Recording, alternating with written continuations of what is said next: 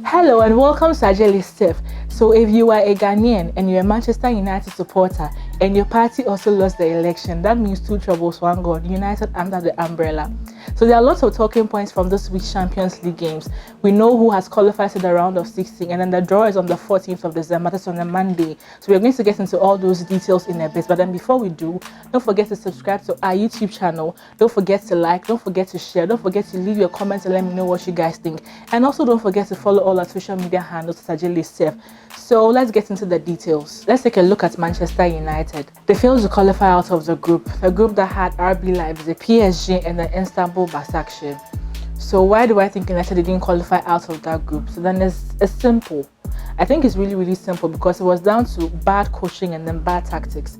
And then I feel like it was very clear even in the last round of games, because you started with 5 back and then it took you forever to switch to 4. And then when you switched to 4, you took out somebody who would have probably got you a cross to be able to assist someone to get a goal.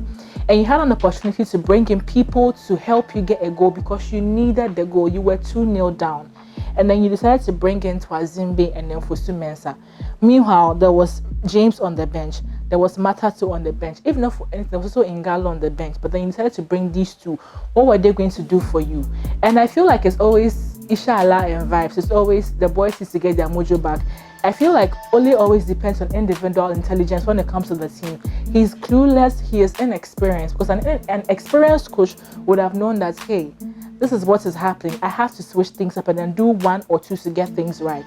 And then for the past 2 weeks, it looks like he's always gotten off the mark. But then right now, I don't know, against Manchester City, it's not going to happen. He might probably lose his job sooner or later.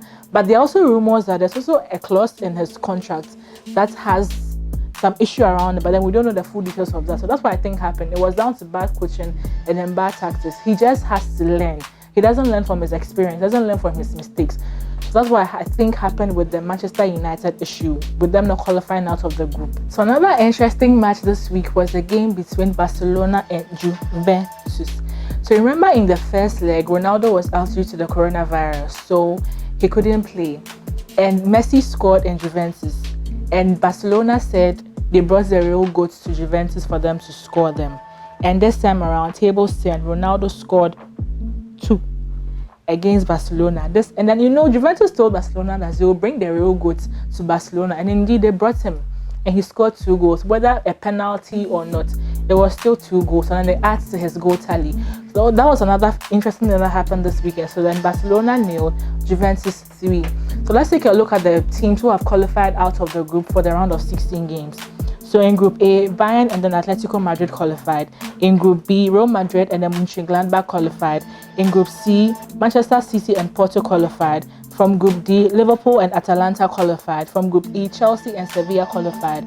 From Group F, Dortmund and Lazio qualified. From Group G, Juventus and Barcelona qualified. And then from Group H, PSG and then RB Leipzig qualified. So the round, like I said, the round of 16 draw is on the 14th of December, which is on a Monday. So we'll be here to keep you updated on who is facing who in the round of 16. But then we already have an idea of who is going to be facing who, because Barcelona might probably face either Chelsea, Bayern Munich, Dortmund, and then a couple of other people. So then we'll get into that in a bit. But then those are the teams who are qualifying out of the group for the round of 16 matches. So away from the Champions League now, there's still one very important thing I really want to talk about, which has to do with the Champions League games that were played this week. But then let's take a look at other things before we go into that. So away from the Champions League, I know there are a couple of matches this weekend that are very big games. So I know for a fact that what will be really looked out for is the game between Real Madrid and then Atletico Madrid from Spain. And then there's also the Manchester Derby, which has Manchester United and Manchester City. United looking forward to redeeming themselves after their failure to qualify out of the Champions League group stages. So for me, for a fact, I know for a fact that it's highly unlikely, because Manchester City would also be looking to win that game. But then let's not forget, City always have issues when it comes to Manchester United. Once in a while they win the games, but then mostly United win the games. So we're going to see how it's going to go this weekend. Pep Guardiola or Ole Gunnar Solskjaer. Will Ole Gunnar Solskjaer be able to convince people to extend his stay at Manchester United once again? We'll get to know in the weekend games. So you know how there's this Black Lives Matter movement and then this whole racism say no to racism movements in football, right? And then we know for a fact that it has intensified because different football bodies are not having anything to do with racism at all. And then it looks like they are very, very like insane rules and then very, very tight sanctions to all these things when you like defile the rules against racism. So there was something that happened this weekend in the game between PSG and then Istanbul Başakşehir. So the game was put on hold at a point because there was an alleged issue of racism on the pitch. So then it had to do with the fourth referee official and then someone from the Istanbul Başakşehir team. I think the second coach or the assistant coach of the Istanbul Başakşehir team, like he's a Cameroonian. So what happened was that he was supposed to be given a card, and then according to sources, the fourth official said, like when the referee asked who was supposed to be given the card, the fourth official said the black guy. Just listen, the black guy, and then pointed out to the guy who was supposed to get the yellow card, the card actually. And then Baba led his team to leave the pitch because they claim it was an act of racism. Look, I know for a fact that the football world is against racism 100%, but I feel like it's being blown out of context, and then we really, really have to look at what racism is, because we are okay saying the fair guy, the white guy, the black guy as used to describe people, and then personally I don't see any act of racism in that. I feel like the black players are taking advantage of everything, and it's becoming annoying.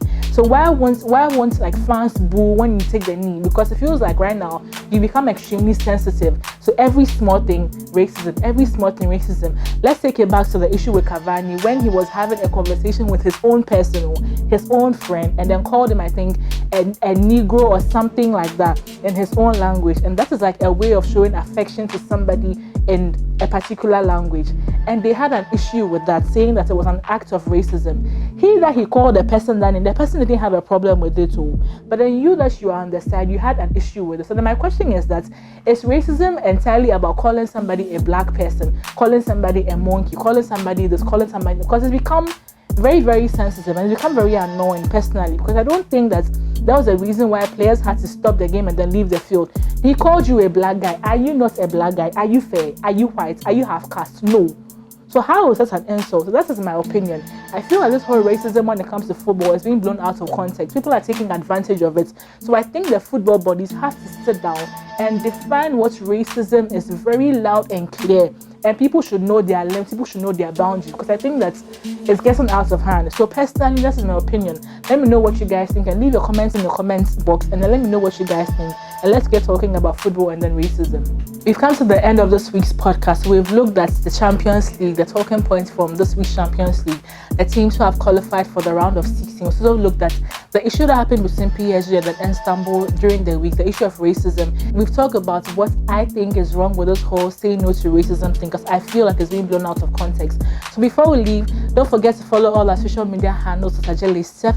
Don't forget to subscribe to the channel. Don't forget to like. Don't forget to leave your comments in the comment section and let me know what you guys think. #AGirlCanLoveFootball.